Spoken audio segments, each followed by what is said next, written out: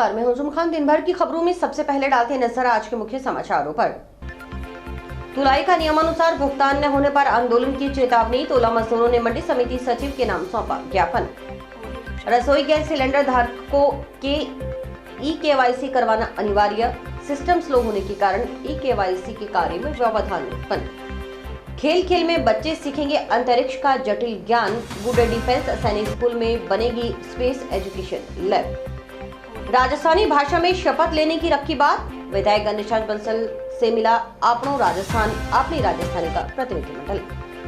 Committee गठित कर दोबारा सर्वे करवाने की मांग। साक्ष्य प्रस्तुत करने के लिए समयावधि बढ़ाने की रखी मांग। अब खबरें विस्तार से। तोला मजदूरों ने खरीफ फसल नरमा की तुलाई का नियमानुसार भुगतान करवाने की मांग के संबंध में मंगलवार को कृषि उपज मंडी समिति सचिव के नाम समिति के अधिकारी को ज्ञापन सौंपा। तोला मजदूरों ने जल्द तुलाई का भुगतान न होने पर आंदोलन करने की चेतावनी थी। धान का तोला मजदूर यूनियन के पूर्व अध्यक्ष सतपाल दामड़ी ने बताया कि सीसीआई की ओर से करीब 3 माह से खरीफ की फसल नरमा की खरीद की जा रही है। सीसीआई अधिकारियों की ओर से कृषि जिन्स खरीदने को लेकर बहानेबाजी कर किसानों और मजदूरों को परेशान किया जा रहा है। अभी तक सीसीआई की ओर से मंडी के तोला मजदूरों को उनकी मजदूरी का भुगतान नहीं किया गया। खरीद क्यूआई व ठेकेदार को बार बार अवगत करवाने के बावजूद भी तोला मजदूरों की बात की अनदेखी की जा रही है। 10 पैसे प्रति यूनिट के हिसाब से मजदूरी देने का दबाव तोला मजदूरों पर बनाया जा रहा है, जो मंडी धारक के खिलाफ है। तुलाई का भुगतान करवाने की मांग को लेकर बुधवार को जिला कलेक्टर को भी ज्ञापन सौंपा जाएगा। कि शीशे की खरीद चालू हुई को आज करीबन 3 महीने हो चुके हैं। पहली बात तो ये किसान का माल नहीं खरीद रहा है, नखरे कर रहा है, कह रहा है ये माल अच्छा नहीं है, वो नहीं है। जब तेरे को शीशे अधिकारी बनाया है तो वहां से तेरे को नॉमिनेट करके भेजा सरकार ने, तो तू माल खरीद। माल कभी कह रहा है मेरे पास नहीं आ रहा है, कम रेट है तो कम रेट लगा। इसका किसानों को परेशान कर रहा है, मजदूरों को परेशान कर रहा है। कभी कह रहा है मैं 10 रुपए क्विंटल दूंगा, कभी कह रहा है मैं 8 रुपए क्विंटल दूंगा। जो मंडी की धारा है उससे पेमेंट लेंगे हम 25 पैसे सैकड़े से। इनकी नीति सही नहीं है, ये सब मिले हुए हैं। तो मेरा निवेदन है सेक्रेटरी महोदय से भी हमारी जल्द से जल्द इसकी तुलाई दिलाई जाए, वरना मंडी के अंदर उग्र आंदोलन होगा। ये बिल्कुल नखरे कर रहा है, रोज ही नखरे कर रहा है।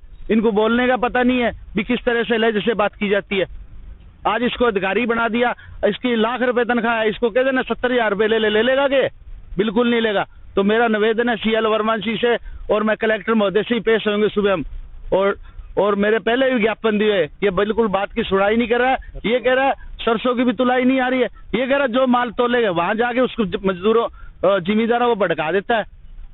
तो मेरा निवेदन है वो बिल हमारी तुलाई दी जाए, नहीं तो उग्र आंदोलन होगा। यहाँ पे तमाम सीसीआई के अधिकारियों को ये इस बारे में अवगत कराना चाहता हूँ, मंडी में 3 माह से खरीफ की फसल शुरू हो चुकी है, उसके माध्यम से सीसीआई द्वारा नरमा खरीदा जा रहा है, परंतु मजदूर को एक ऊंट के मुंह में जीरे देने वाली एक कहानी को चरितार्थ करते हुए ये तमाम थोड़ी सी मजदूरी दी है, जो कि एक मजदूर के साथ अनुचित और अन्याय संगत है।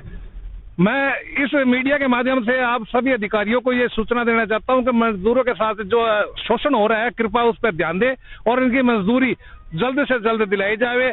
मजदूर आगे से ही परेशान है। पिछले साल रबी की फसल में भी अभी तक लोगों को सरसों की तुलाई की मजदूरी नहीं मिली है, जिससे लोग बहुत ज्यादा परेशान है।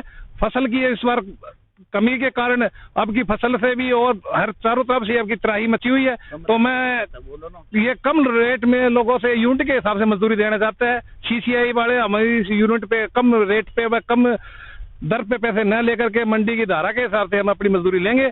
और मैं इस मीडिया के माध्यम से तमाम अधिकारियों को ये अवगत कराता हूँ कि हमें इस पे कार्रवाई करके इस ठेकेदार व यहाँ व्यवस्थापक को इस बात से सूचना और इसको प्रेस करें कि हमें मजदूरी देवे।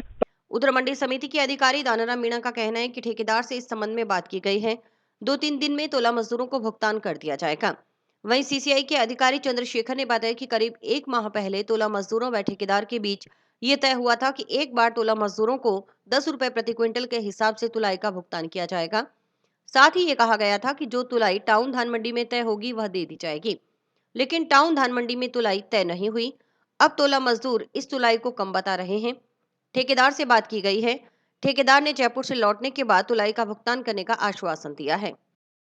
एक्चुअली में क्या है, आज से लगभग 15-20 दिन या महीना भी हो गया हो करीबन, तब ठेकेदार आया था इनकी तुलाई देने के लिए। तब इन्होंने मिल के बैठ के डिसाइड किया था मेरे सामने ही। बोले जो टाउन के अंदर डिसाइड होगी तुलाई, वही तुलाई यहाँ हम आपको देंगे। तो बोले टाउन में उन्होंने फ़ोन किया तो तब तक डिसाइड नहीं हुई थी। तब इनको एक बार बोला गया था ठेकेदार को भी एक बार इनकी तुलाई आप लमसम आइडिया में इनको दे दी जाए। तब उसने 10 रुपए क्विंटल के हिसाब से एक बार तुलाई इनको दी थी। बाकी बोला जो भी टाउन में फाइनल होगी वो तुलाई आपको यहाँ दे दी जाएगी। तो उसके बाद से अभी तक शायद कोई उनकी टाउन में मेरे ख्याल में फिक्स नहीं हुआ है, लेकिन फिर भी आज ठेकेदार को हमने बात की है दानाराम जी के सामने। तो ठेकेदार बोला अभी मैं जयपुर में हूँ, परसों मैं आ जाऊँगा, यहाँ पहुँच जाऊँगा और मिल बैठ के जो इनकी डिसाइड होगी, जो इनके तुलाई वो पूरी दे दी जाएगी। ये सिर्फ मंडी की नियम जो है उसके अकॉर्डिंग तुलाई लेने के, हाँ, तो मंडी की जो नियम है जैसा कहीं कोई दिक्कत नहीं है। क्योंकि वो आपके स्वभाव को लेकर नाराज है, आपका रवैया ठीक नहीं है। नहीं सर, रवैया तो ऐसा है ना, अब मैं इसमें क्या कर सकता हूँ। टिब्बी पंचायत समिति की ग्राम पंचायत गुड़िया के करीब 1 दर्जन ग्रामीणों ने ग्राम पंचायत सरपंच व ग्राम विकास अधिकारी पर उनके भूखंडों का गलत रूप से सर्वे करवाने का आरोप लगाया है। ग्रामीणों ने कमेटी गठित कर दोबारा सर्वे करवाने व साक्ष्य प्रस्तुत करने के लिए समय अवधि बढ़ाने की मांग की है। इस संबंध में ग्रामीणों ने मंगलवार को जिला कलेक्टर और जिला परिषद सीईओ को ज्ञापन सौंपा। सरपंच मुर्दाबाद, गुड़िया सरपंच मुर्दाबाद, हमारी मांगे पूरी करो, पूरी करो, हमारी मांगे पूरी करो, गुड़िया सरपंच मुर्दाबाद, गुड़िया सरपंच मुर्दाबाद।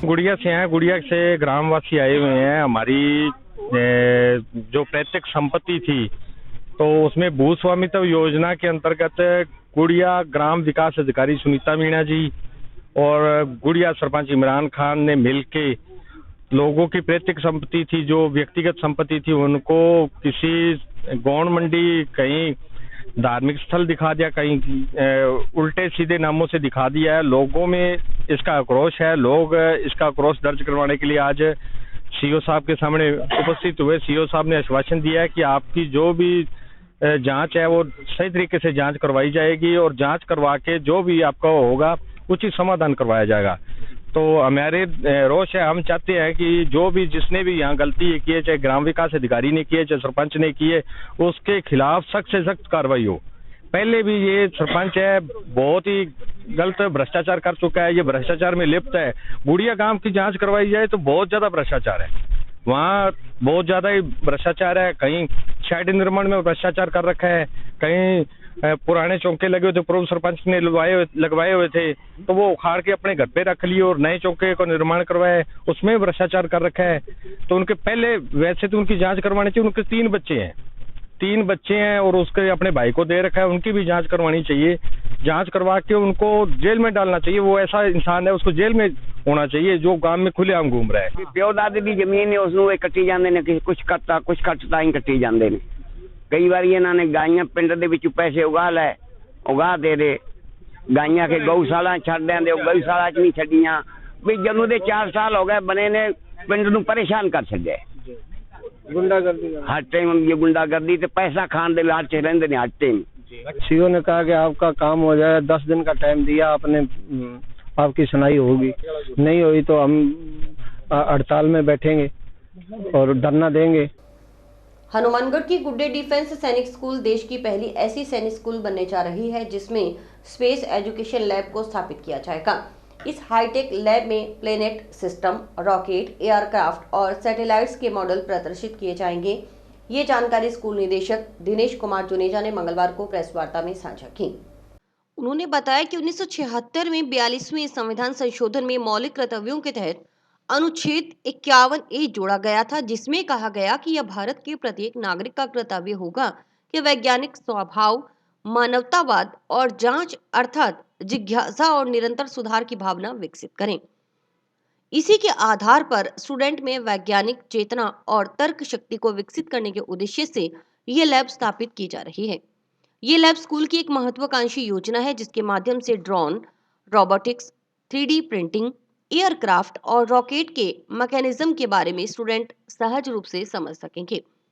लैब में प्लेनेट सिस्टम को नजदीक से जानने के साथ पानी के प्रेशर से रॉकेट को चलाने का जीवंत अनुभव भी स्टूडेंट के लिए रोमांचकारी होगा। जुनेजा ने बताया कि नेशनल एजुकेशन पॉलिसी 2020 के विजन को आगे ले जाते हुए भारतीय अंतरिक्ष अनुसंधान संगठन इसरो ने कैपेसिटी बिल्डिंग प्रोग्राम के तहत इस तरह के लैब तैयार किए जा रहे हैं, जिसमें खेल खेल में बच्चे अंतरिक्ष विज्ञान के गूढ़ ज्ञान को सहज रूप से सीख पाएंगे। जुनेजा ने बताया कि कक्षा 3 से 12वीं तक के स्टूडेंट के लिए लर्निंग मॉड्यूल तैयार किए जाएंगे, जिसमें उनकी उम्र के हिसाब से उनकी तकनीकी समझ भी बढ़ सके। इस लैब के लिए व्योमिका स्पेस एजेंसी नोएडा के साथ एक MOU साइन किया गया है, जिसके माध्यम से 11वीं और 12वीं विज्ञान के स्टूडेंट को इंडियन स्पेस रिसर्च ऑर्गेनाइजेशन के रिटायर्ड साइंटिस्ट करियर काउंसिल कर उन्हें इंडियन स्पेस प्रोग्राम के बारे में गाइडेंस करेंगे। गौरतलब रहे कि भारत सरकार के मिनिस्ट्री ऑफ डिफेंस की ओर से देश की चुनिंदा स्कूल को सैनिक स्कूल का दर्जा दिया गया है, जिसमें गुड्डे डिफेंस स्कूल भी शामिल है। स्कूल में NCC यूनिट के जरिए स्टूडेंट में देशभक्ति का जज्बा जगाने के साथ उनमें लीडरशिप भी विकसित की जा रही है। खुशी हो रही है, हमारे लिए एक बहुत बड़ा और ऐतिहासिक दिन है आज का, कि हमारे जिले के गुड्डे डिफेंस स्कूल को भारत सरकार द्वारा केंद्र सरकार के मिनिस्ट्री ऑफ डिफेंस ने सैनिक स्कूल का दर्जा दिया। हम सब जानते हैं कि राजस्थान के अंदर चित्तौड़गढ़ सैनिक स्कूल अपने आप में एक बहुत बड़ा नाम है। चित्तौड़गढ़ की वजह से हमारे राजस्थान को पूरे देश में हमारे स्टेट की पहचान है। सैनिक स्कूल का मतलब एक ऐसा स्कूल जिसको हमारे एजुकेशन सिस्टम में एक क्वालिटी का पर्याय माना जाता है। इंडियन एजुकेशन सिस्टम में सैनिक स्कूल की एक बहुत इम्पोर्टेंस है, क्योंकि इसका जो करिकुलम है, इसका जो सिलेबस है, इसका जो इकोसिस्टम है, इसकी जो स्टडी है, उसकी वजह से अपने आप में इसकी बहुत बड़ी देश में पहचान है। और इसी सीरीज में सरकार ने अपने देश में पहले 21 सैनिक स्कूल थे, अभी 23 नए सैनिक स्कूलों को स्वीकृति और दी गई है। 23 सैनिक स्कूलों की स्वीकृति देने के लिए हमारी सरकार ने, हमारे देश ने एक बहुत ही लंबा प्रोसेस उसके चयन के लिए रखा था, जिसमें करीब 2750 एप्लीकेशंस इनवाइट हुई थी। उसका प्रोसेस करीब 2 साल के लंबे प्रोसेस के दौरान अलग अलग स्टेप्स, अलग अलग पैरामीटर्स को पूरा करते हुए स्टेप बाय स्टेप उन्होंने लास्ट में 23 सैनिक स्कूलों की स्वीकृति दी, जिसमें से हमारे जिले को एक स्कूल मिला। अपने गुड्डे डिफेंस स्कूल को ये मान्यता दी गई, एप्लीकेशन मिली। इस सब के लिए मैं पूरे हमारे जो जिलेवासी हैं उनको भी मैं बधाई देना चाहूँगा, हमारी सरकार का मैं धन्यवाद देना चाहूँगा।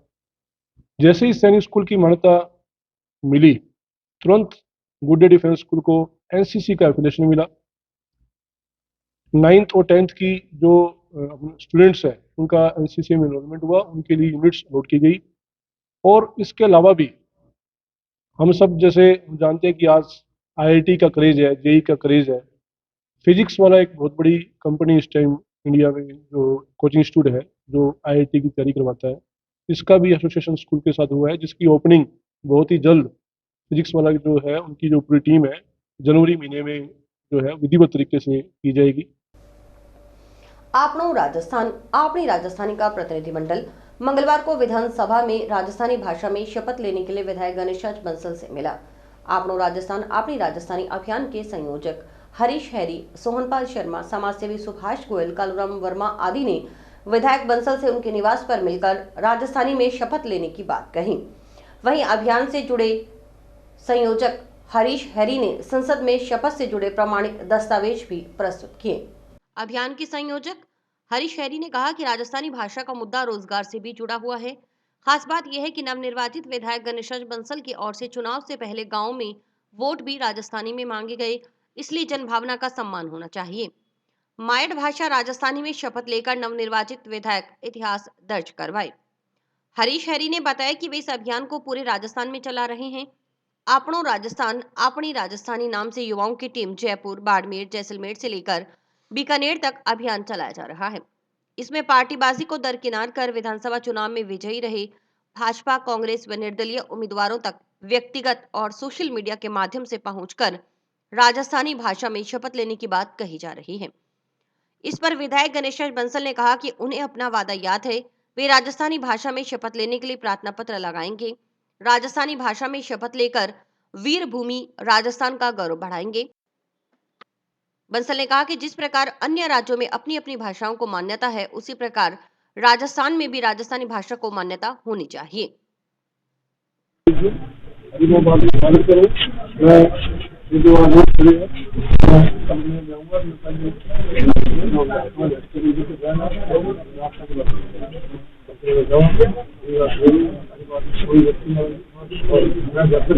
आज मैं विधायक जी से ही बात से मिला कि राजस्थानी भाषा में शपथ में लेस का कोई बांध की रोक को नहीं, और मैं पूरा दस्तावेज भी जमा करवाया है, क्योंकि अपनी संसद में अनुच्छेद 120 परंतु के अनुसार मैथिली और कोंकणी में शपथ भी हुई है और भाषण भी हुई है, तो आप कोई नई बात को नहीं।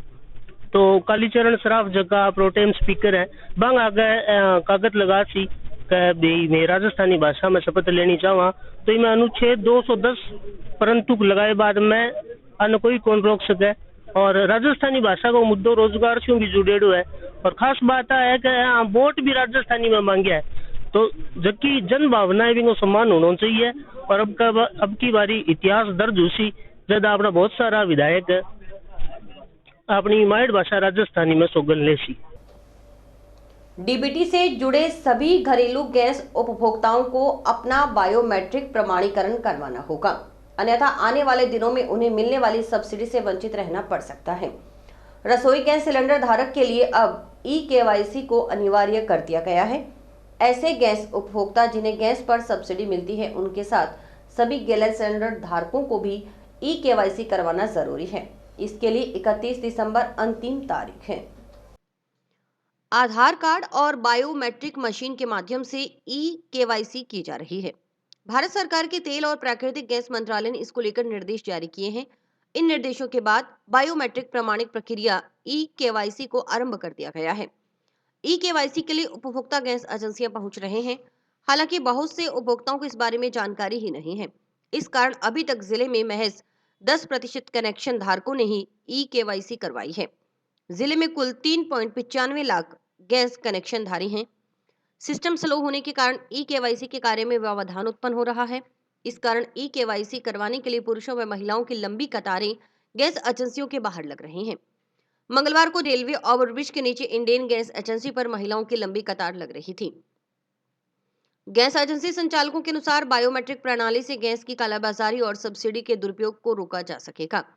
प्रमाणीकरण के लिए उपभोक्ता को अपना आधार कार्ड, गैस कार्ड और रजिस्टर्ड मोबाइल नंबर लेना अनिवार्य होगा, क्योंकि बायोमेट्रिक मशीन पर आधार कार्ड के नंबरों से मिलान करने के बाद अंगूठा लगाना पड़ता है।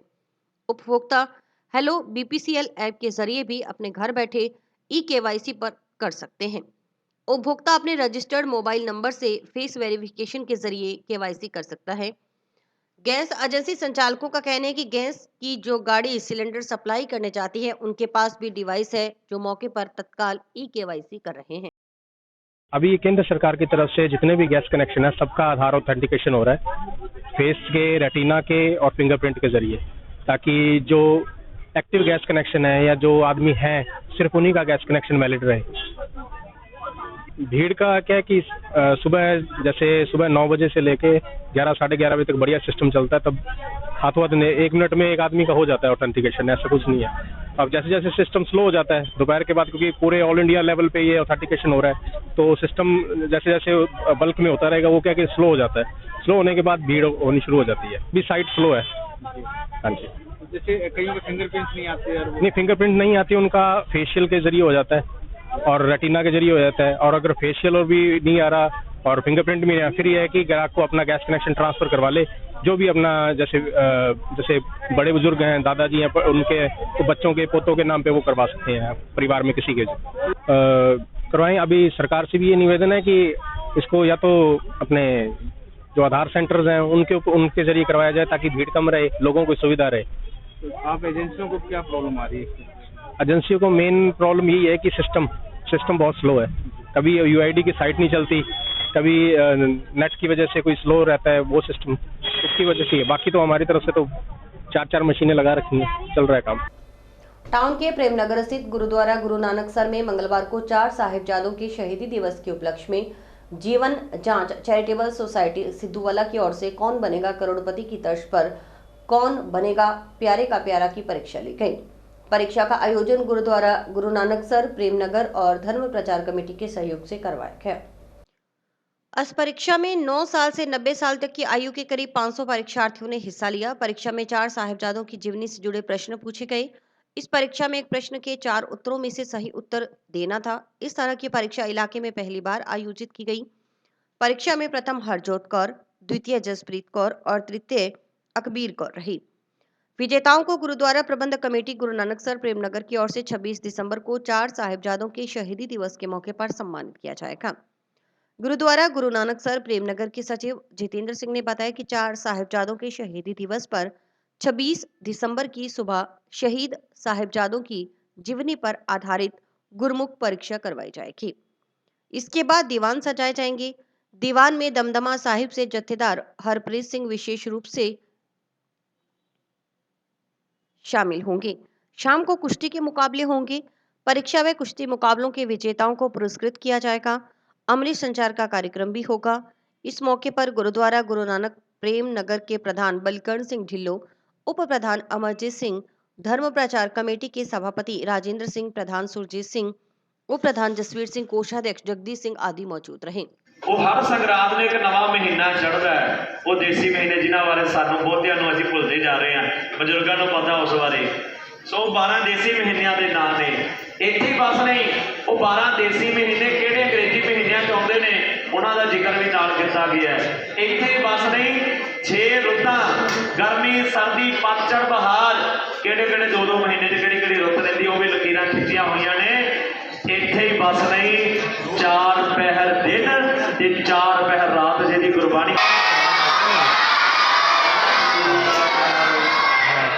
ਸਾਹਿਬ ਦੇ ਪਹਿਲੇ ਜਥੇਦਾਰ ਕੌਣ ਸਨ? ਬਾਬਾ ਬੁੱਢਾ ਜੀ, ਭਾਈ ਗੁਰਦਾਸ ਜੀ, ਗੁਰੂ ਹਰਗੋਬਿੰਦ ਸਾਹਿਬ ਜੀ, ਬਾਬਾ ਦੀਪ ਸਿੰਘ ਜੀ। ਸਮਾਂ ਸ਼ੁਰੂ ਹੈ ਬੇਟੇ। ਅਕਾਲ ਤਖਤ ਸਾਹਿਬ ਦੇ ਪਹਿਲੇ ਜਥੇਦਾਰ ਕੌਣ ਸਨ? ਲਾਈਬ੍ਰੇਰੀ ਦੋ ਨੇ, ਲਾਈਬ੍ਰੇਰੀ ਵੀ ਲੈ ਸਕਦੇ ਹੋ, ਮਦਦ ਲੈ ਸਕਦੇ, ਕਿਸੇ ਨੂੰ ਪੁੱਛ ਸਕਦੇ ਹੋ। ਲਾਈਬ੍ਰੇਰੀ ਚਾਹੀਦੀ ਹੈ 50-50, ਚਾਰਾਂ ਵਿੱਚੋਂ ਕੋਈ ਵੀ 2 ਜਵਾਬ ਦੇ ਸਕਦੇ ਹੋ ਜੀ।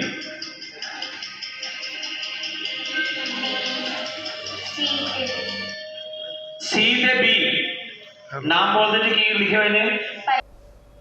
टाउन के नेहरू मेमोरियल विधि महाविद्यालय में मंगलवार को आध्यात्मिक विश्वविद्यालय नई दिल्ली व नेहरू मेमोरियल विधि महाविद्यालय के तत्वावधान में 1 दिवसीय सेमिनार का आयोजन किया गया।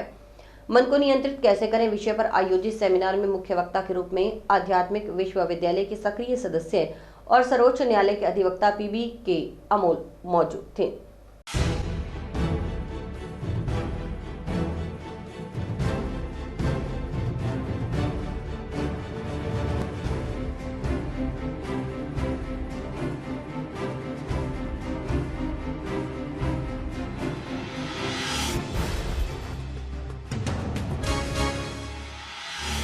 ये मेरा नाम PB के अमोल भाई है। मैं दिल्ली से आया हूँ और आज यहाँ पे जो लॉ कॉलेज है, Nehru memorial law college, principal साहब ने आध्यात्मिक विश्वविद्यालय को आमंत्रित किया था यहाँ एक आध्यात्मिक सेमिनार के लिए। आज का टॉपिक था सेमिनार का, मन को कैसे कंट्रोल करें। तो इसके बारे में आज हमने बच्चों को समझाया कि आत्मा जो है आज के वर्तमान समय में सबके आत्मबल, मनोबल और विल पावर कमजोर हो चुकी है। उसका मूल कारण है कि हम शरीर को सब कुछ समझ बैठे हैं और आत्मा को भूल चुके हैं। तो आत्मा का ध्यान कैसे करना है? आत्मा का ध्यान करने से जो 5 विकार है, काम, क्रोध, लोभ, मोह, अहंकार, ये 5 भूत भाग जाएंगे और उससे आत्मा सुख, शांति, पवित्रता और आनंद सच्चे सच्चे अनुभव कर पाएगी। तो अभी जो घोर पापी कलयुग का समय चल रहा है उसमें दुनिया में दुख, भ्रष्टाचार, अत्याचार, व्यभिचार, अशांति, हिंसा, आतंकवाद अति में बढ़ता चला जा रहा है। धर्म आपस में लड़ाई झगड़ा कर रहे हैं, देश आपस में लड़ाई झगड़ा कर रहे हैं, जातियां आपस में लड़ाई झगड़ा कर रही है, राज्य आपस में लड़ाई झगड़ा कर रहे हैं। तो ऐसे समय परमात्मा शिव शंकर भोलेनाथ इस सृष्टि के ऊपर अति साधारण मनुष्य तन में अवतरित हो चुके हैं और उनके द्वारा इस सारी सृष्टि का, पापी कलयुगी सृष्टि का पावन सतयुग सृष्टि में परिवर्तन होने वाला है। समय बहुत नजदीक है। आने वाले समय में न्यूक्लियर वार, नेचुरल कैलेमिटीज और हिंदू मुस्लिम सिविल वार्स, इससे सारी दुनिया का विनाश होकर नई दुनिया सतयुग स्थापन होने वाली है और नई दुनिया सतयुग में एक राज्य, एक धर्म, एक भाषा, एक जाति और एक संविधान होगा और जिसमें शाश्वत सुख, शांति और आनंद का राज्य होगा।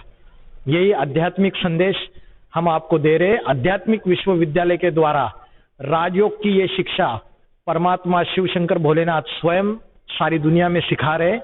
इसकी शाखाएं सारे भारत में फैली हुई है, सारे दुनिया में फैली हुई है और इसकी वेबसाइट, यूट्यूब चैनल से आप इसकी आध्यात्मिक शिक्षा प्राप्त कर सकते हो। ओम नमः शिवाय। नेहरू मेमोरियल विधि महाविद्यालय में आध्यात्मिक विश्वविद्यालय द्वारा एक मन को कैसे कंट्रोल करें, how to control of mind, और पढ़ाई में अपना मन एकाग्रता कैसे लगाएं, इस विषय पर एक सेमिनार का आयोजन किया गया, जिसमें सुप्रीम कोर्ट ऑफ इंडिया के एडवोकेट मिस्टर पीबी के अमोल भाई के द्वारा एक लेक्चर जो उसमें दिया गया।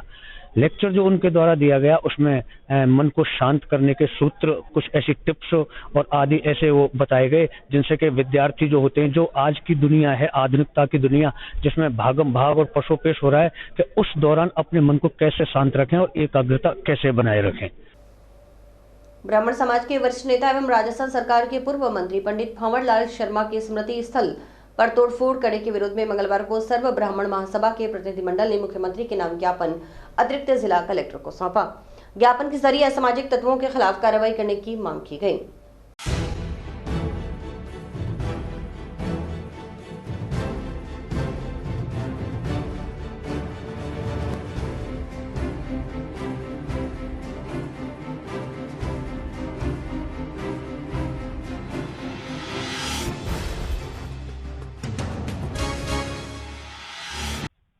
सर्व ब्राह्मण महासभा हनुमानगढ़ द्वारा आज जिला कलेक्टर महोदय को मुख्यमंत्री महोदय के नाम ज्ञापन दिया है।